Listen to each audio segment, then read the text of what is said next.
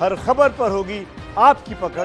Download कीजिए ABP live app. Hindustan में सियासत व्यवस्था बदलने के नाम पर चलती है, करप्ट सिस्टम के कायाकल्प के नाम पर आगे बढ़ती है, लेकिन व्यवस्था परिवर्तन के नाम पर आपको और हमको मिलता है तो क्या?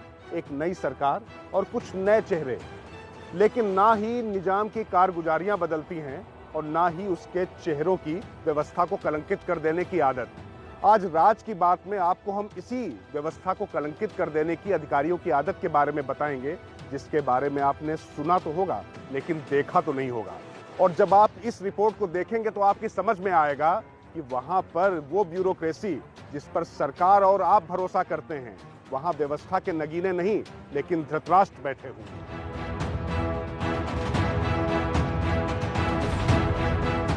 एक शख्स जिसके अस्तित्व पर सवाल है लेकिन जिसकी चिट्ठी पर बवाल है। वह है भी या नहीं पता नहीं, लेकिन उसकी अर्जी पर सरकार सब कुछ पता करने लगती है। उस आदमी की चिट्ठी पर यूपी में बिजली विभाग के 50 से ज्यादा अधिकारियों और कर्मचारियों पर सतर्कता विभाग की जांच की गाज गिर गई है। वह भी सतर्कता आयोग या सरकार के तमाम कानूनों की धज्जियां उड़ाते हैं। खास बात यह है कि समय समय पर प्रदेश के मुख्य सचिव से लेकर तमाम वरिष्ठ अधिकारी सतर्कता विभाग को सतर्कता जांच को लेकर होने वाली प्रक्रिया की याद दिलाते रहे हैं, लेकिन परवाह किसको? उत्तर प्रदेश में भ्रष्टाचार और उत्तर प्रदेश में किसी भी प्रकार की अराजकता के लिए कोई जगह नहीं होगी। भ्रष्टाचारी और अराजकता फैलाने वाले तत्वों के साथ सरकार बहुत सख्ती के साथ निपटने का कार्य करेगी। योगी सरकार भले भ्रष्टाचार और अराजकता को लेकर बड़े बड़े दावे करती हो, लेकिन सरकार की नाक के नीचे अफसरों की लापरवाही का ऐसा मामला शायद कभी सुना ना गया होगा। कहानी शुरू होती है इस चिट्ठी से जो ठीक 1 साल पहले लिखी गई।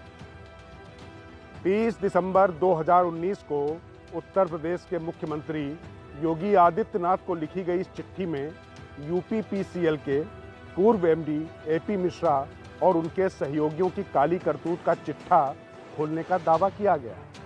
चिट्ठी में साफ साफ किसी के खिलाफ कोई आरोप नहीं लगाए गए, ना ही कोई दावा किया गया।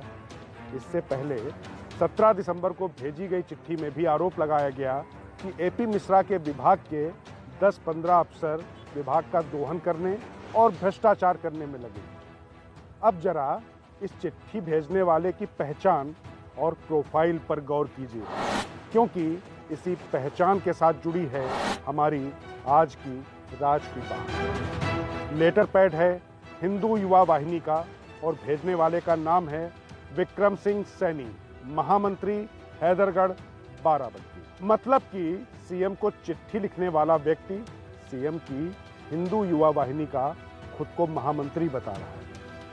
चिट्ठियों और दस्तावेजों के जंजाल को पलटने से पता चलता है कि विक्रम सैनी नाम के शख्स ने दिसंबर 2019 में 2 और जनवरी 2020 में 1 चिट्ठी लिखी और इसी चिट्ठी के आधार पर लगभग 50 अधिकारियों के खिलाफ विजिलेंस की जांच शुरू हो गई। ऊपर से लेकर नीचे तक के कई अधिकारी जांच के लपेटे में आ गए।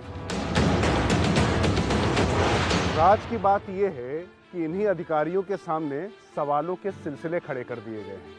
इनमें से कई रिटायर हो चुके हैं, कई रिटायरमेंट के करीब हैं और कईयों को अभी अपने करियर के कई साल इस सेवा में बिताने हैं। लेकिन इस जांच के दौरान जो बातें सामने आई उससे पूरी व्यवस्था को हिलाकर रख दिया है और ये दस्तावेज जब हमारे हाथ आए तो हमारी भी हैरानी की कोई सीमा नहीं है।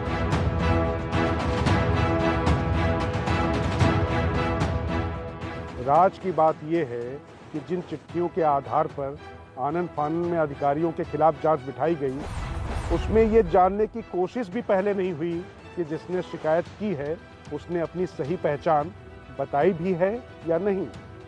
ये बात हम ऐसे नहीं कह रहे हैं। लेटर पैड पे जो नंबर दिया गया है उसको जब आप डायल करेंगे तो वाराणसी की कोई महिला उठाती है, जबकि विक्रम सिंह सैनी ने खुद को बाराबंकी हिंदू युवा वाहिनी का महामंत्री बताया है। हेलो जी नमस्कार, मैं राजकिशोर बोल रहा हूँ, एबीपी न्यूज दिल्ली से। ये विक्रम सिंह जी से बात हो सकती है? विक्रम सिंह सैनी जी से? ये रॉन्ग नंबर है। अच्छा मैम, एक्चुअली हुआ क्या है कि इन्होंने एक लेटर हेड है हिंदू युवा वाहिनी का, उस पे अपना नाम भी लिखा हुआ है और नंबर ये दिया हुआ है हैदरगढ़ बाराबंकी से। भैया ये बहुत दिन से हमारे पास इस तरह से कॉल आ रहा है कि ना मतलब किसी ने ये मेरा नंबर जो है वो है ना मतलब उसमें लेटर पैड में लिख करके ना दे दिया है, बट ये रॉन्ग नंबर है भैया। ये मेरा प्राइवेट नंबर है, मेरा उससे कोई लेना देना नहीं है, मैं उसको जानती तक नहीं हूँ। बाराबंकी की रहने वाली है? मैं वाराणसी की रहने वाली हूँ और मैं पिछला 15 साल से यही नंबर यूज कर रही हूँ। बात केवल यही नहीं थमती।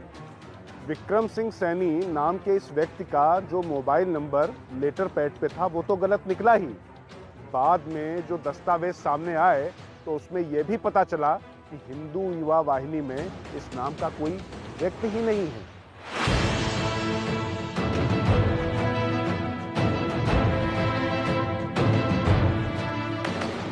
इस तथ्य के संज्ञान में आते ही हिंदू युवा वाहिनी की तरफ से भी बाराबंकी के हैदरगढ़ थाने में एफआईआर दर्ज करा दी गई। इतना ही नहीं, योगी आदित्यनाथ के गृह क्षेत्र गोरखपुर के हिंदू युवा वाहिनी के महामंत्री पीके मल्ल की तरफ से भी विक्रम सिंह सैनी नाम के किसी शख्स के उनके संगठन का सदस्य न होने की शिकायत की गई। विजिलेंस की इस ताबड़तोड़ जांच से सवाल यह भी उठता है कि आम आदमी अपने दर्द का पुलिंदा लिए दर दर भटकता रहता है, लेकिन न्याय की उम्मीद कभी सिर नहीं उठा पाती। लेकिन एक गुमनाम चिट्ठी और एक ऐसा शख्स जिसका कोई अता पता नहीं और गलत लेटर पैड के इस्तेमाल पर जिसने शिकायत की, उसके आधार पर 50 अधिकारियों को जांच की सूली पर लटका दिया जाता है, बिना ये सोचे समझे कि शिकायत और शिकायतकर्ता का आखिरी उद्देश्य क्या है। सवाल ये कि आखिर क्या किसी गुमनाम चिट्ठी के आधार पर इतनी बड़ी जांच आगे बढ़ाई जा सकती है? सवाल ये भी कि शिकायतकर्ता से आरोपों के बारे में बिना बात किए ही जांच को कैसे आगे बढ़ा दिया गया? सवाल ये कि शिकायतकर्ता और उसके द्वारा दिया गया परिचय फर्जी निकले तब भी जांच क्यों चलती रहे?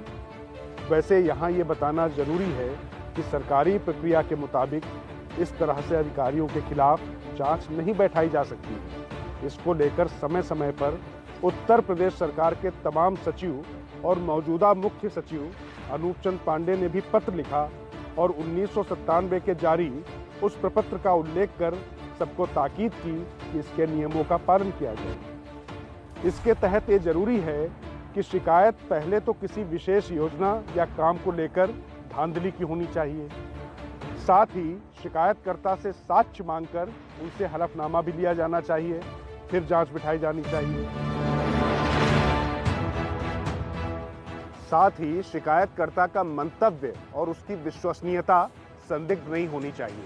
इसके पीछे उद्देश्य ये है कि सरकारी अधिकारियों के खिलाफ व्यक्तिगत रंजिश से कोई शिकायत ना की जाए ताकि उनके मनोबल पर कोई गलत असर ना पड़े, और साथ ही इस तरीके से किसी भी जांच एजेंसी की ऊर्जा का ह्रास ना हो। वाकई जहां पर भ्रष्टाचार है वो वहां पर जाकर जांच करें। जाहिर है इन सवालों के साथ ही इशारा हालात की तरफ भी हो रहा है कि न्याय और जांच केवल किसी की सोची समझी साजिश थी, जिसके जाल में विजिलेंस विभाग ने बिजली विभाग के अधिकारियों के इर्द गिर्द फंदा कस दिया है और अब उन्हें दुहने की कोशिश हो रही है। जो भी हो, लेकिन है केवल अंधेरगर्दी का नमूना।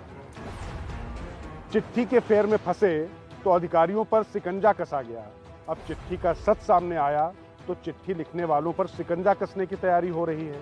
लेकिन सवाल इस कार्रवाई पर भी है। सवाल ये कि विजिलेंस शिकायतकर्ता पर किसी भी तरह का एक्शन नहीं ले सकती, तो फिर इस मामले में इस नियम के पालन की जरूरत क्यों नहीं समझी जा रही है?